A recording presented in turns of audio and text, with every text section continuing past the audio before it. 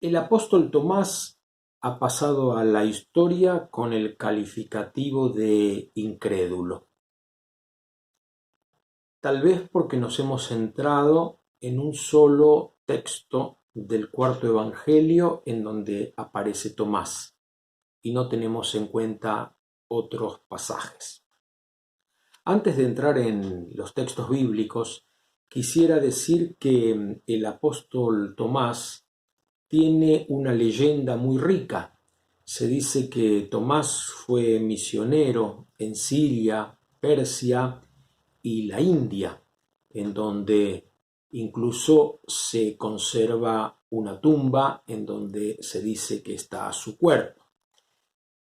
En el siglo XVII, un autor mexicano dijo que Tomás había estado en México antes de la llegada de las carabelas y que los nativos lo habían identificado como Quetzalcóatl. También en Perú hay una leyenda acerca de la presencia de Tomás, y el Paí Tomé también estuvo presente en Paraguay, y en algunos montes hay piedras con formaciones especiales que se consideran pisadas del apóstol. Más allá de esta leyenda, hay una escuela gnóstica de Tomás que tiene al menos 3 escritos atribuidos a él. El Evangelio de Tomás, descubierto en 1945 en la biblioteca de Al-Hamadi. Son 114 dichos, sentencias atribuidas a Tomás. Los escritos del atleta Tomás y los hechos de Tomás, todas obras gnósticas en donde se sobresalta el pensamiento como el canal privilegiado de salvación y se denosta todo lo que tiene que ver con la carne, con los afectos, con la sexualidad, con las relaciones personales. El sabio es aquel que se aparta, que vive en soledad y que tiene un encuentro directo con el Señor que se revela. En la Biblia, Tomás aparece en los 4 evangelios y en el libro de los Hechos de los Apóstoles. Tanto en Hechos 1:13 como en los 3 sinópticos, solo aparece en el elenco de los 12 o los 11 en el caso de los Hechos. Pero en Juan la figura de Tomás tiene cierta relevancia, así como la tienen también Felipe y Andrés. Tomás aparece en el Evangelio de Juan en el capítulo 11, cuando se relata la vuelta a la vida de Lázaro. Se acordarán ustedes que cuando Lázaro enfermó gravemente, sus hermanas mandaron a decir a Jesús: aquel a quien tú amas está enfermo.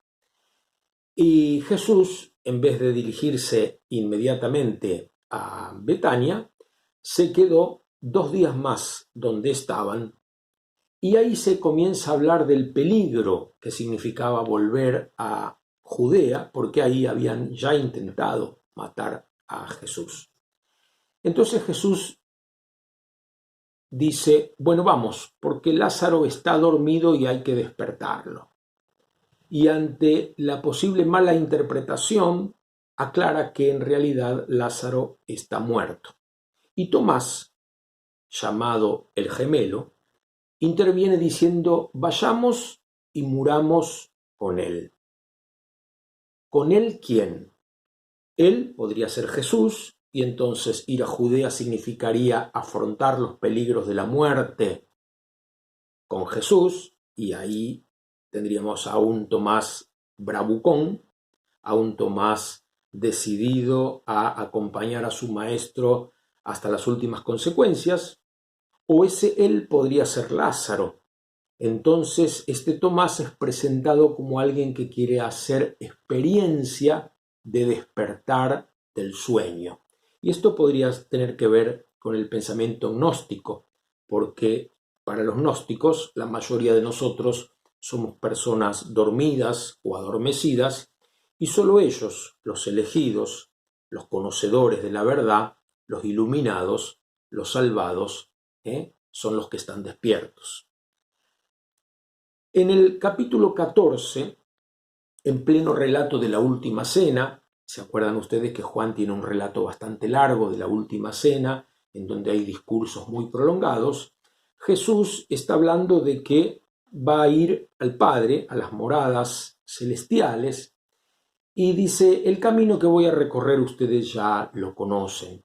Y entonces interviene otra vez Tomás, diciendo: si no sabemos a dónde vas, ¿cómo vamos a saber el camino por donde vas? Y Jesús se revela: yo soy el camino y la verdad y la vida. Otra vez otro Tomás que tiene que ver con estos que a través de preguntas a los maestros van descubriendo verdades fundamentales para el conocimiento y o la salvación. La tercera vez que aparece Tomás es en el capítulo 20 del Evangelio de Juan. En el Evangelio de Juan tenemos primero, el 20 de Juan, tenemos primero el relato de la aparición del resucitado a María Magdalena, y junto a María Magdalena se presentan las figuras del discípulo amado y de Pedro, que también se asoman al sepulcro, ven que el cuerpo no está, ven que las vendas están dobladas y el sudario enrollado en un lugar aparte, y dice el texto: vieron y creyeron. Y ahí hay quienes dicen: bueno, creyeron en la resurrección, entonces tenemos como testigos de la resurrección ya a Pedro, el discípulo amado, y la Magdalena, o vieron y creyeron que se habían robado el cuerpo y volvieron tristes con sus hermanos. Después Jesús se aparece al grupo de los 10, porque ya Judas no está, y Tomás en ese momento dice el texto que no estaba presente. Jesús se aparece, les comunica la paz, les muestra sus manos y su costado, sopla sobre ellos y les derrama el Espíritu Santo, y les confiere el don, la gracia, de perdonar pecados o retenerlos.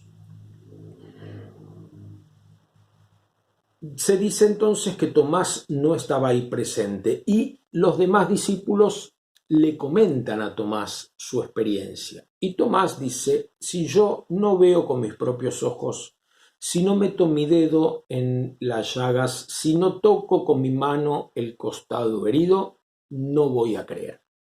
Y enseguida entonces se cuenta una nueva aparición de Jesús 8 días después, o sea, nuevamente en domingo, donde están todos reunidos, incluido Tomás.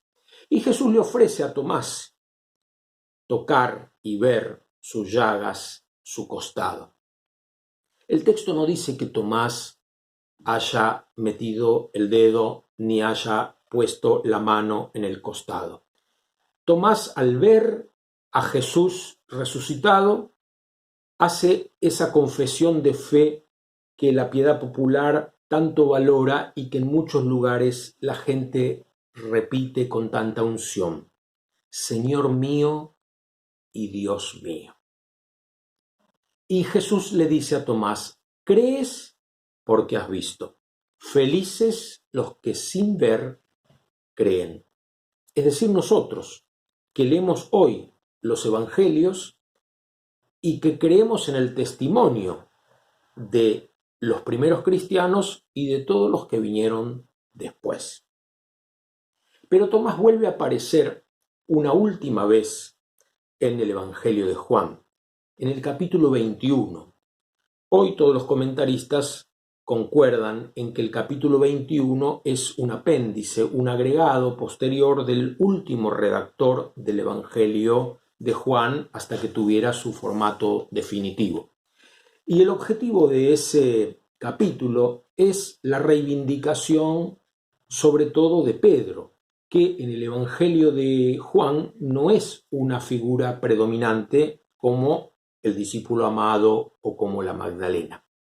Pero también yo creo que acá se da una reivindicación de Tomás. Dice el comienzo del capítulo 21. Después de esto, Jesús se apareció otra vez a sus discípulos, a orilla del lago de Tiberíades. Va a contar la pesca milagrosa. En Juan se da en el contexto de la resurrección. En los sinópticos lo encontramos en el contexto de la vida pública. Sucedió de esta manera. Estaban juntos Simón Pedro, Tomás, al que llamaban el gemelo, Natanael, que era de Caná de Galilea, los hijos de Zebedeo y otros 2 discípulos de Jesús. Estaban juntos. Tomás estaba en comunidad. Esta es la reivindicación del gnóstico Tomás, el solitario Tomás, el creído Tomás, que pensaba que a través del conocimiento podía conseguir la salvación. Y la salvación en la senda cristiana se da solamente en la comunidad.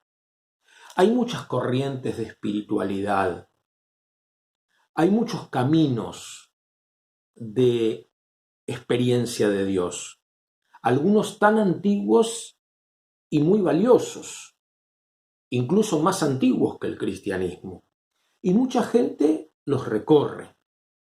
Los cristianos tenemos nuestro sendero, nuestro camino para encontrarnos con Dios. Y en ese camino la comunidad tiene un lugar esencial. Los cristianos no podemos encontrarnos con Dios si no es en comunidad. No podemos celebrar los sacramentos sin comunidad. Nadie, ni el Papa, puede perdonarse a sí mismo los pecados. Necesitamos de una absolución sacramental que nos dé un ministro ordenado por la Iglesia, por la comunidad. Cualquiera puede administrar el bautismo, incluso un no bautizado, haciendo lo que quiere hacer la Iglesia, puede bautizar a alguien en extrema necesidad, pero nadie puede administrarse a sí mismo el bautismo. Todos los sacramentos se hacen en comunidad. El cristiano encuentra a Dios en la comunidad. La comunidad es el gran cuerpo de Cristo, hecho de muchos miembros que tienen distintas funciones y que son respetados y valorados todos y cada uno para lo que están hechos. Qué importante es descubrir como cristianos el lugar de la comunidad, como lugar del encuentro con Dios. A Dios no lo encontramos en la soledad, porque nuestro Dios no es soledad. Justamente la Trinidad es una familia, es una comunidad.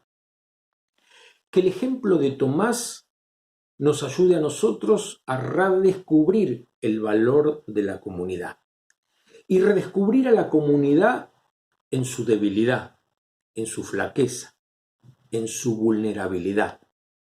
La comunidad son las llagas actuales del Señor. Son las heridas del Señor. Son las marcas de su pasión. Muchos se alejan de la Iglesia al descubrir sus incoherencias, al descubrir sus pecados y hasta sus crímenes muchas veces, sus errores históricos. No los podemos negar de ninguna manera. Muchos se alejan entonces de la Iglesia por esto. Pero yo creo que las personas que hemos recibido la gracia de la fe, justamente más nos aferramos a la Iglesia y más queremos permanecer en esta barca de pecadores, porque nos consideramos también nosotros pecadores. Como dice el Papa Francisco, pecadores, pero no corruptos. Y si en algún momento nos descubrimos corruptos, nos arrepentimos y el Señor nos sigue salvando, gracias al poder de sus llagas que están dentro de la comunidad.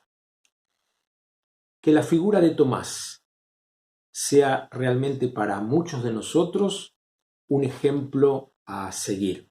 Que también nosotros nos presentemos al Señor y le mostremos a Él nuestras llagas. San Agustín, al comentar este pasaje del capítulo 20 del Evangelio de Juan, dice que el Señor resucitado podría haberse presentado sin signos de la pasión, sin llagas, sin heridas. Sin embargo, quiso mostrarse así, vulnerable, herido, con esas marcas que recuerdan su humanidad, para que sus heridas sean el bálsamo, la medicina, la cura de nuestras heridas.